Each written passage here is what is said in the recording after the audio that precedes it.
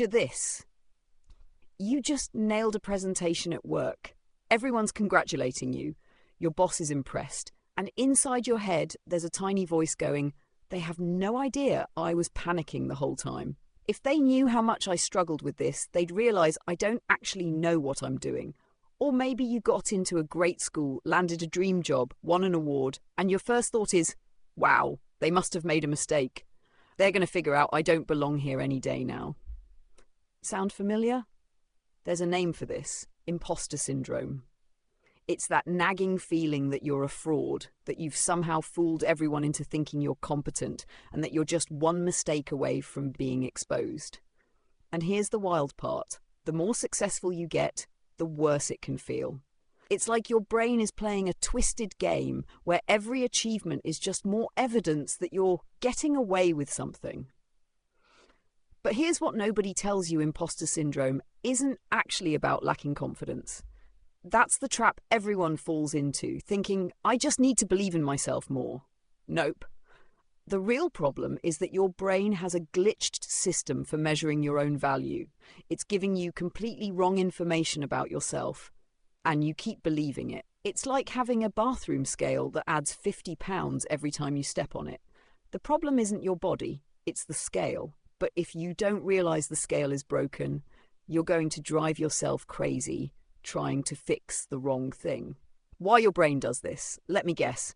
You were the smart one or the responsible one growing up. Here's what happened. Every time you brought home an A, it was just expected. Like, of course you got an A, you're smart. But the one time you got a B, oh, suddenly that's a conversation. Suddenly there are concerned looks, and what happened?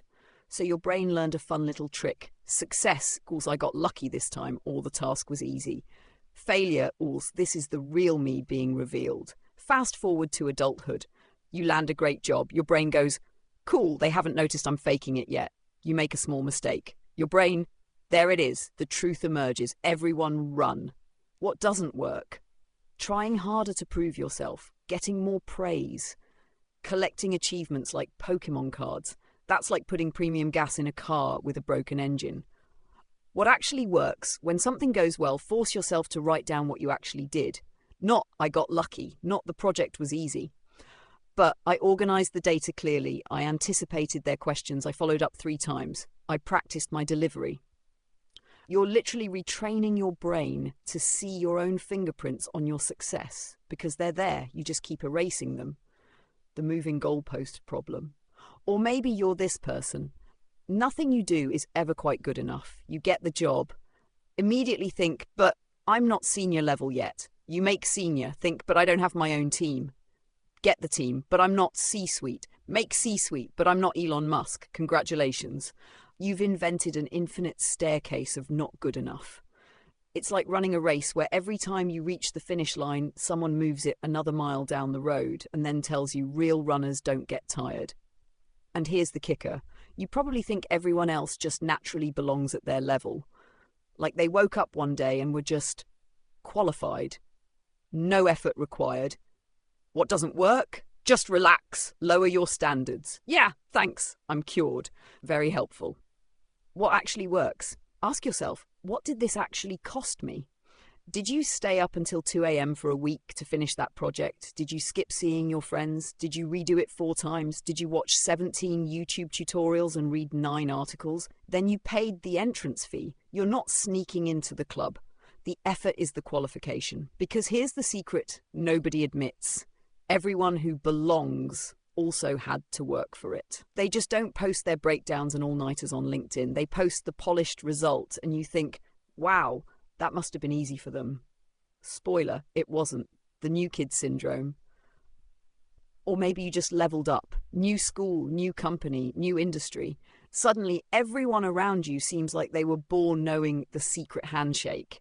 You're in a meeting and someone casually references the Thompson framework and everyone nods knowingly like, ah yes, Thompson, classic Thompson. And you're sitting there like, who the hell is Thompson? Is that a person? A book? A method? Should I know this? Meanwhile, there's someone across the table thinking the exact same thing but also nodding along and pretending they totally know who Thompson is. What doesn't work? frantically Googling everything to catch up, comparing yourself to people who've been there 5 years, assuming everyone else has it all figured out. What actually works? Remember why you got picked. They didn't accidentally put your name in the hat. You didn't hack the system. You got the scholarship because your essay was genuinely good. You got hired because you actually solved their problem in the interview. You're not a glitch in the matrix. You're a feature. And honestly, systems need new people. They need someone who doesn't already know how things are done, because sometimes how things are done is stupid and everyone's just too used to it to notice. Fresh eyes aren't a bug.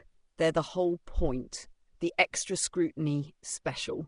And then there's this flavour. Sometimes you feel like an imposter because people keep treating you like one. You're the woman in the engineering meeting and guys keep explaining your own code to you. You're the youngest person in leadership and every decision gets second-guessed. You're the only whatever in the room and your successes mysteriously get chalked up to diversity hire or lucky break. So you start thinking, maybe they're right. Maybe I am only here because of quotas or lowered standards. And that's when imposter syndrome gets really insidious, because now it's not just in your head. External bias is feeding your internal doubt. What doesn't work? Trying to be so perfect, so beyond reproach that nobody can question you. Spoiler, they still will, because the problem isn't your performance. What actually works? Separate the noise from the signal. Ask yourself, is this feedback about my actual work, or is this about who I am? Did they say your analysis was weak and show you why, or did they just seem surprised you did an analysis at all? Get your evaluation from people who actually assess the work, not from people who are just surprised you're in the room. The real fix. Look, here's the truth. You're probably not a fraud. You're probably just running broken software that's been miscalculating your value since childhood. If you were raised on love equals achievement, you need to fix the scoring system. If you're stuck on a treadmill of never quite enough, you need to fix your cost accounting. If you just jump levels and feel out of place, you need to fix your story about yourself. If you're getting weird, biased feedback, you need to fix where you're getting your data from. You don't need more confidence. You need accurate information. And maybe, just maybe, you need to accept that everybody, literally everybody, is somewhat winging it. The difference is some people have decided that's fine. That's just how learning and growing works. The person who seems like they totally belong, they're also Googling what is the Thompson framework under the table. They just don't let it mean they're a fraud. Welcome to being human. Your membership card was valid the whole time. You just kept checking for a watermark that doesn't exist. Now, if you'll excuse me, I need to go convince myself I didn't just get lucky writing this and that people actually found it helpful. And I'm not about to be exposed as someone who just regurgitated obvious things everyone already knew. See? It never stops. But at least now you know what you're dealing with.